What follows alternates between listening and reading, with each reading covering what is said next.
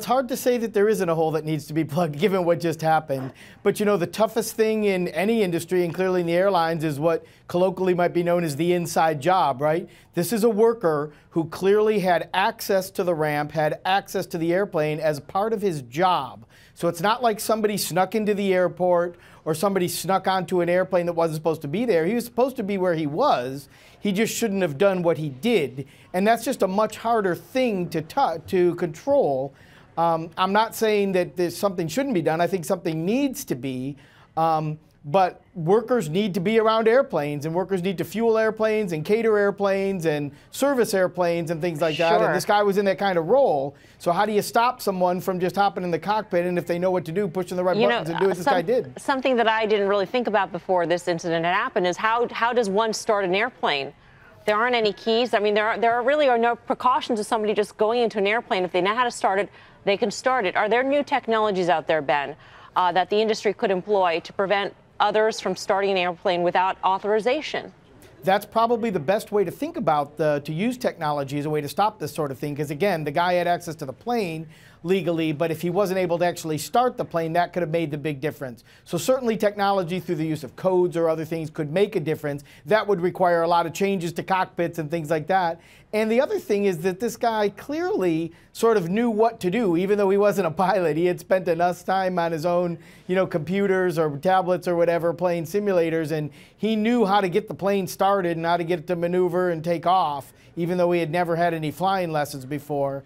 So, there's such reality in the games that people play now that it makes something like this, a real security risk. But, when all is said and done, there is a bit of faith that goes into hiring somebody in sensitive jobs.